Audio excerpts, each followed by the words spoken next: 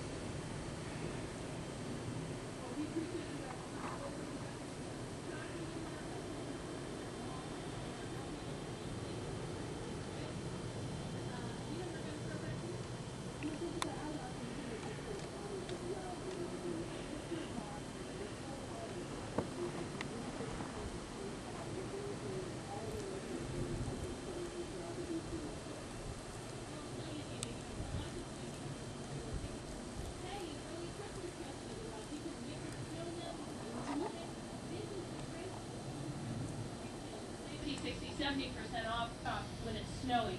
There have been there are actually meteorologists who work for the retail industry who come out and say, today's over. I was inside Tyson's Corner earlier. There is nobody inside, even though they've been really working to try to keep the roads open.